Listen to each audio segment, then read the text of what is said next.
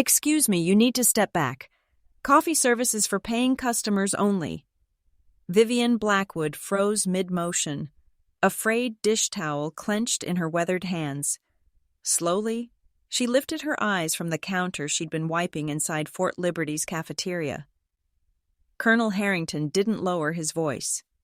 He pointed, not at her face, but at the worn volunteer badge pinned to her chest, as if it were an offense in itself. This is a military facility. The air tightened. We can't have random civilians wandering around during operational discussions. Click. His pen struck the table where 3 other officers sat rigid, eyes forward, suddenly fascinated by anything but the scene unfolding. Sir, she's been cleared, Major Klein began, unease slipping into his tone. Klein, Harrington snapped without looking at him. I'm handling this. His voice carried. Too far, too loud. Ma'am, civilian volunteers are required to maintain appropriate boundaries, he continued. Military conversations require security clearance.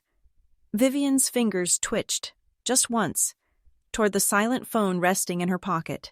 The one no one noticed. The one that had shaped global military outcomes longer than most officers in the room had served in uniform. She let her hand fall. Then she met the colonel's gaze. Colonel, she said softly, her voice calm enough to be mistaken for submission. I understand your concern. The room held its breath. That's when the phone rang with the tone that would change everything. Major Klein had been watching Vivienne Blackwood for 3 days now, and something didn't add up. It wasn't obvious at first. She moved through the Fort Liberty cafeteria with quiet efficiency, khaki pants and white polo shirt with the Volunteer Services logo, graying hair pulled back, nothing suggesting she was anything more than what she claimed. But Klein had 20 years of military experience, and he'd learned to read people. The way Vivienne organized the coffee station wasn't random. It followed military efficiency protocols most civilians never learned. When she restocked supplies, she used rotation methods that suggested logistics training. When she moved through the crowded cafeteria, she navigated foot traffic like someone who understood operational flow. Most telling was how she listened.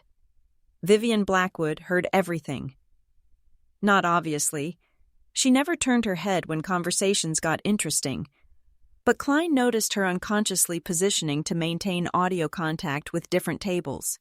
Yesterday, when Colonel Harrington discussed training schedules, Vivienne had cleaned nearby much longer than necessary. Klein, you're staring again, Captain Vargas mentioned yesterday. Just watching people work, Klein replied. But it was more than that. This morning's incident confirmed his suspicions. Most civilian volunteers would have backed down immediately when challenged by a full colonel. Vivienne Blackwood had done neither submission nor defensiveness.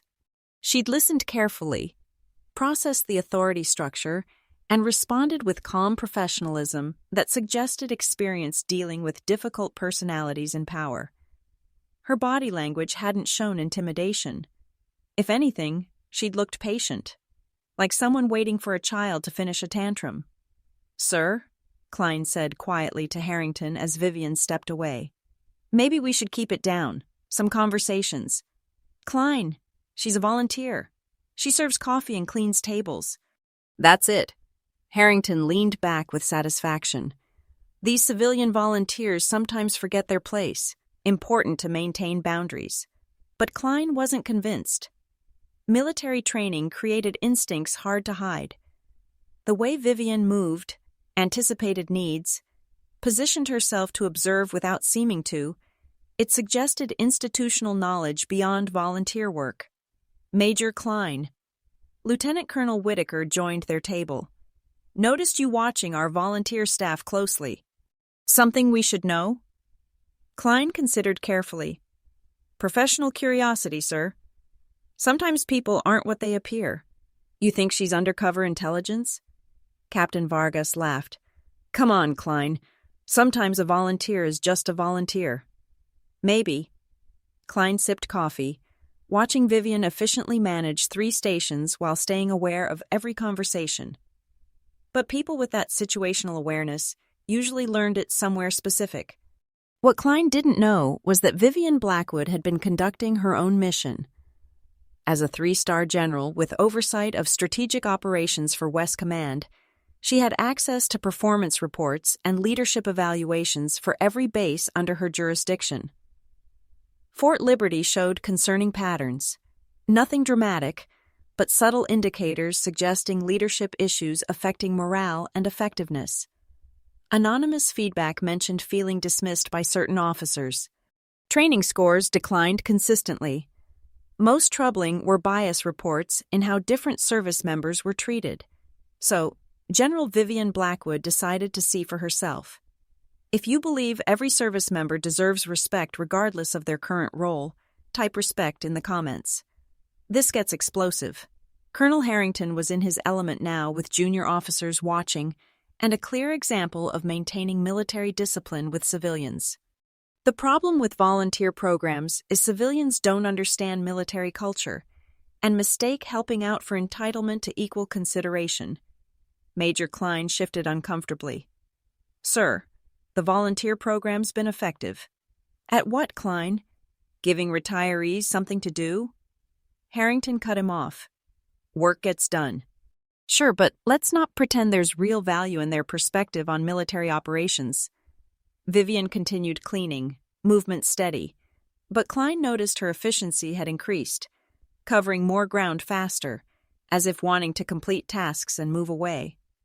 Take our coffee server. Harrington gestured toward Vivienne without lowering his voice. Nice enough person, probably. Maybe has kids, husband deployed somewhere.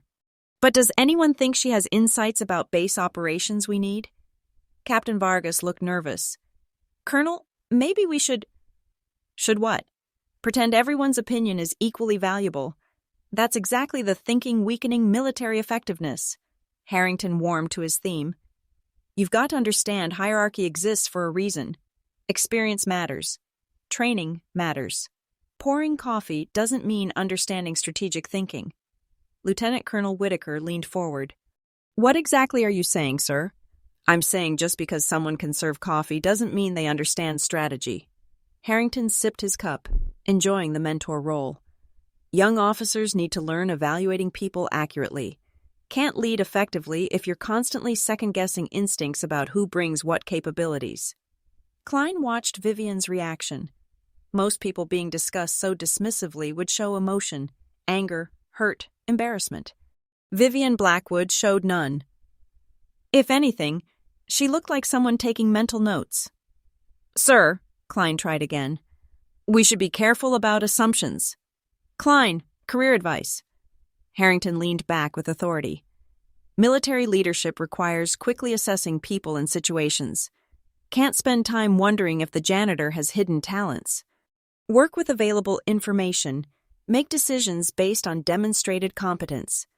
But what if available information is incomplete? Klein asked. Harrington laughed. Then go with what you observe. I observe a middle-aged woman volunteering to serve coffee at a military installation. That tells me everything about her capability level and appropriate role. Vivienne moved closer to their conversation. Klein noticed her posture had changed. Nothing dramatic, but she carried herself with subtle authority that seemed at odds with the humble volunteer role Harrington described. Colonel, Whitaker said carefully, isn't there value in diverse perspectives? The Army's been clear about inclusion in decision-making. Diversity of qualified perspectives, yes, Harrington replied. But there's a difference between including different backgrounds among trained personnel and pretending random civilians have military insights. A 30-year veteran from a different background, valuable. A volunteer with no experience, not so much. That's when Vivienne's phone rang. The sound cut through cafeteria noise like a blade, not a cheerful personal chime, but the distinct professional tone of a secure government device. Every officer turned toward the sound. Vivienne froze mid-wipe, looking at the device. Ma'am, Harrington called. Personal calls should be taken outside. Vivienne looked at him, then at the phone, ringing with Pentagon priority rhythm. 22 years of training warred with her cover mission. I said outside, Harrington repeated with clear authority. The phone continued in the sudden quiet. Other diners noticed the tension. Vivienne Blackwood looked directly at Colonel Harrington and made her choice. I apologize, Colonel, but I need to take this call. Vivienne's voice carried quiet authority that made Klein sit straighter. Something different about her tone, still respectful, but with underlying confidence that hadn't been there before. Harrington's face reddened. Ma'am, I gave you a direct instruction. Personal calls wait until break time. Sir, with respect, this isn't personal. Vivienne held the ringing phone, its urgent tone cutting through the atmosphere like a warning. I don't care what kind. Harrington stood, his colonel's authority on display. You're a civilian volunteer in a military facility. When an officer gives direction, you follow. Period. The cafeteria went silent. Soldiers at nearby tables stopped eating. Sensing confrontation, Vivienne's calloused hand trembled slightly, setting down her coffee pot. Inside her pocket, a Pentagon phone held 22 years of command authority. Authority over the very operations Harrington was discussing. Colonel Harrington, Klein tried. Maybe she should... Klein, stay out. Harrington's voice carried across the quiet facility. This is exactly what I meant. Civilian volunteers who don't understand their place in military hierarchy.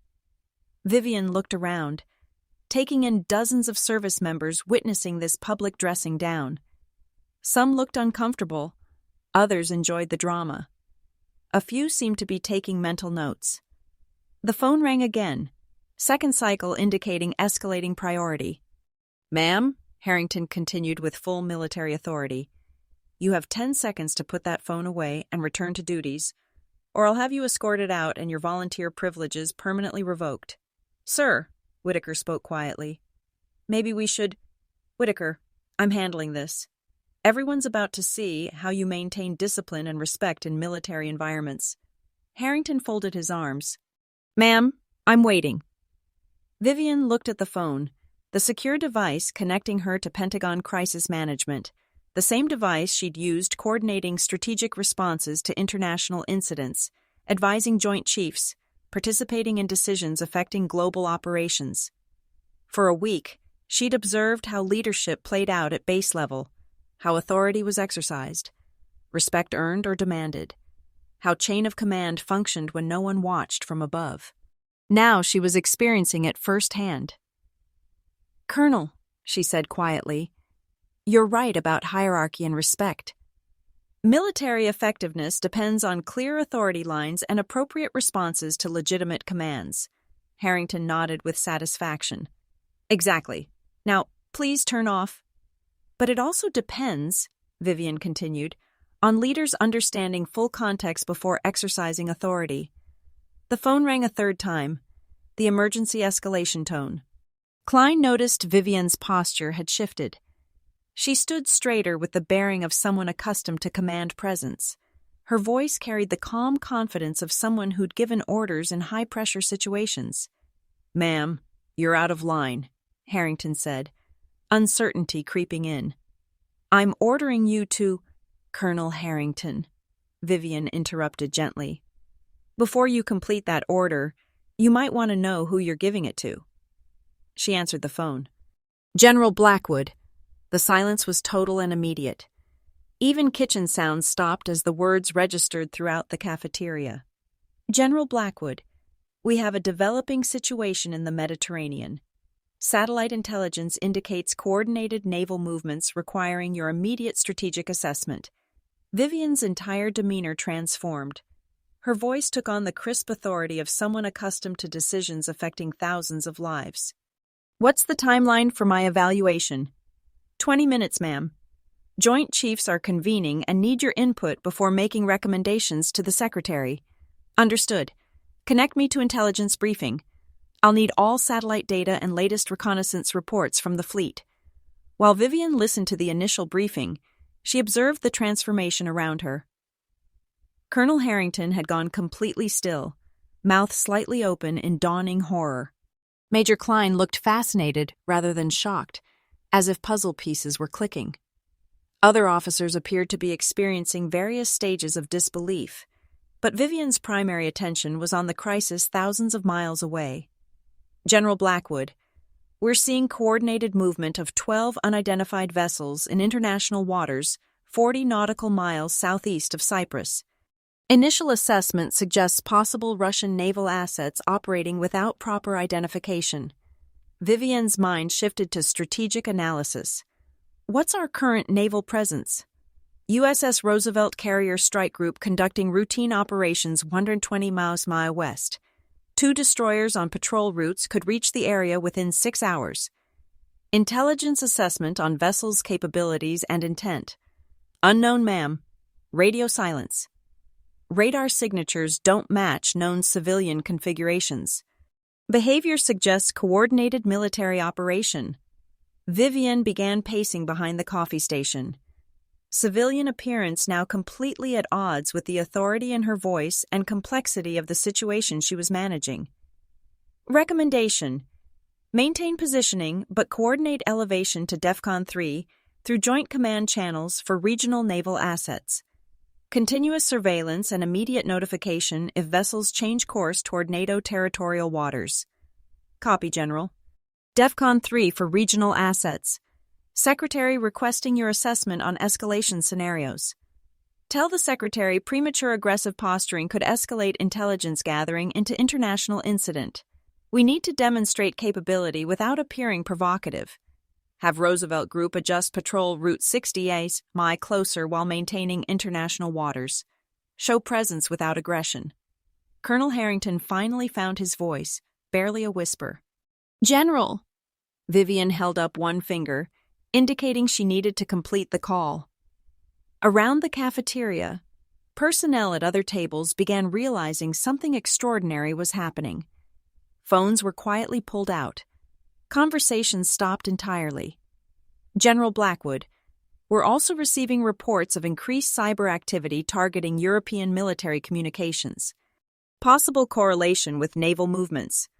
Almost certainly. This is testing response patterns and coordination capabilities. Recommend immediate NATO cyber defense notification and Protocol 7 implementation for all European theater communications. Protocol 7 implementation. Yes, ma'am. Anything else? Hourly updates on both situations. If either naval movements or cyber activity escalate, I need immediate notification. And get me a secure line to Admiral Donovan at EUCOM. We may need coordinated response planning. Understood, General. Hourly updates and secure connection to Admiral Donovan. Thank you, Colonel Reed. Execute immediately. Vivienne ended the call and looked around the completely silent cafeteria. Every face was turned toward her, expressions ranging from shock to awe to confusion. She turned to Colonel Harrington, still staring with the expression of someone watching their worldview collapse. Colonel Harrington, I believe you had questions about civilian volunteers and their appropriate role in military facilities. Harrington opened his mouth, but no sound came. There's no confusion, Major Klein. Vivienne's voice carried the calm authority of someone who had just prevented a potential international crisis during her coffee break. I'm General Vivienne Blackwood, Strategic Operations West Command. I've been conducting observational research here at Fort Liberty for the past week. She gestured toward her volunteer badge. This assignment was designed to observe base operations and leadership dynamics without complications that would arise from my presence in uniform. The implications hit the officers like a physical blow.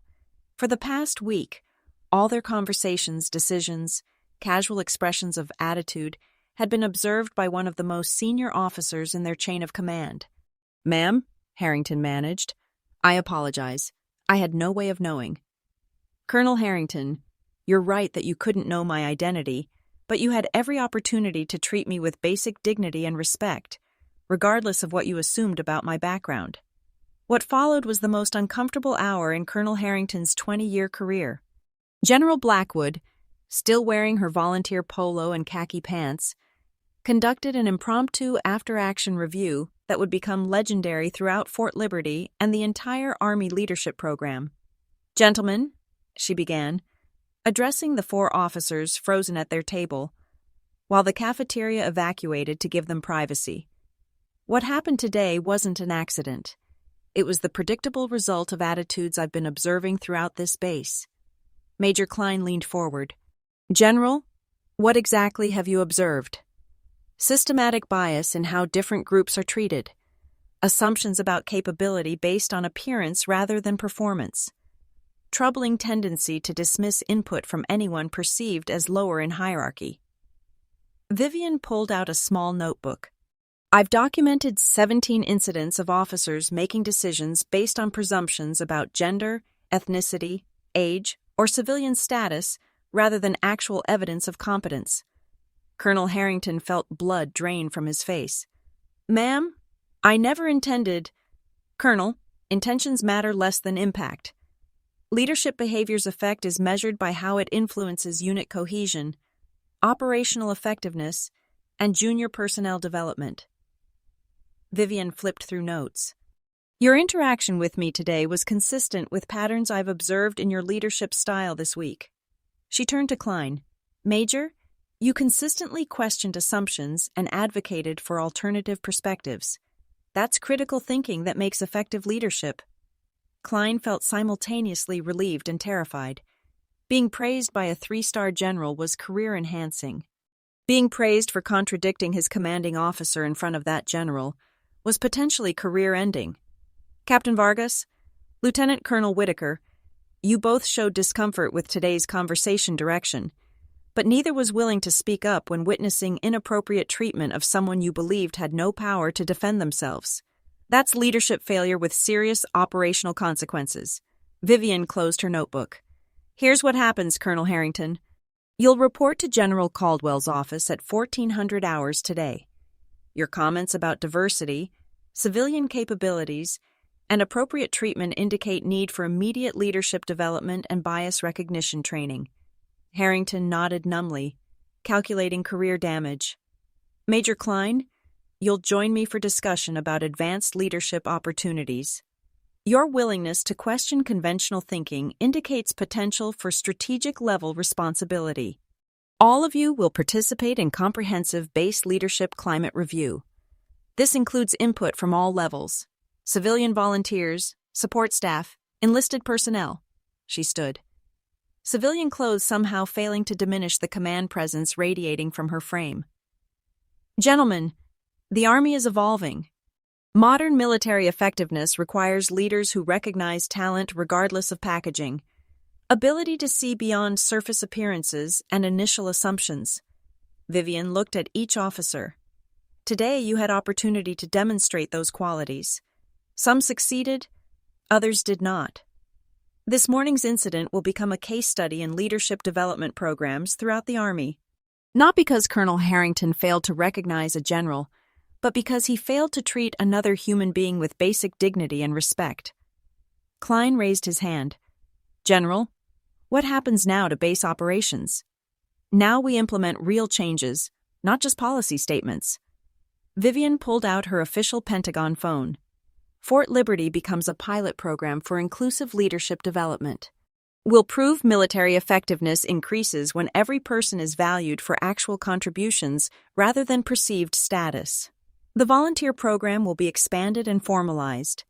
Civilian expertise in logistics, technology, administration will be systematically integrated. Most importantly, we'll train leaders to recognize and develop talent wherever they find it. As she walked away, still wearing her volunteer badge, 4 officers sat in stunned silence, each contemplating how a simple coffee break had fundamentally changed their understanding of leadership, assumption, and hidden potential in every person around them. 6 months later, the general in the cafeteria had become Army folklore. Colonel Harrington received transfer to logistics at Fort Leonard Wood, effectively ending promotion possibilities. His evaluation included bias recognition training recommendations and supervision requirements, but the impact went far beyond one officer's career. Major Klein was promoted to lieutenant colonel ahead of schedule and assigned to Pentagon strategic planning, where his demonstrated ability to question assumptions proved invaluable. Captain Vargas and Lieutenant Colonel Whitaker received additional leadership development. specifically focused on moral courage required to speak up when witnessing inappropriate treatment. The Fort Liberty incident became centerpiece of new Army-wide leadership program called Hidden Strength.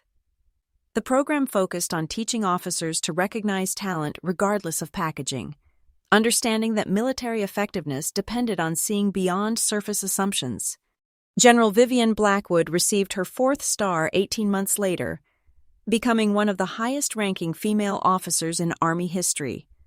Her promotion ceremony was held at Fort Liberty, with hundreds in attendance. Leadership requires humility to recognize that wisdom can come from unexpected sources, she said. It requires courage to question your own assumptions, especially about the worth and capability of other human beings. The volunteer program at Fort Liberty expanded to include former executives, retired teachers, skilled tradespeople whose civilian expertise enhanced base operations in ways traditional military training sometimes couldn't address.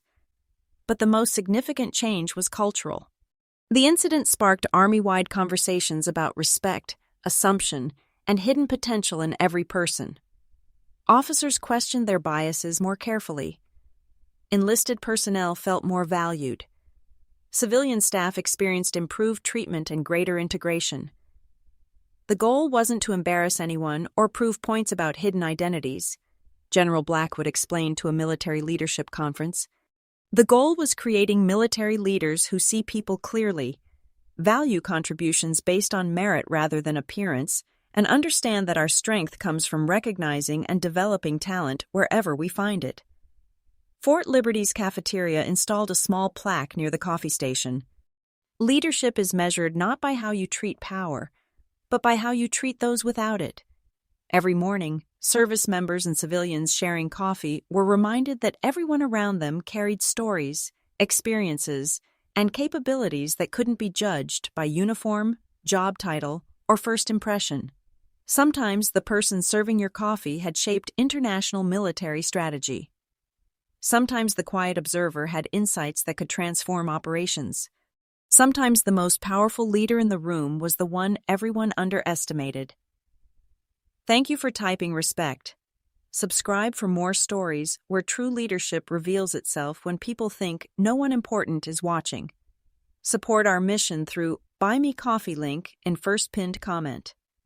Until next time, remember, never underestimate quiet strength.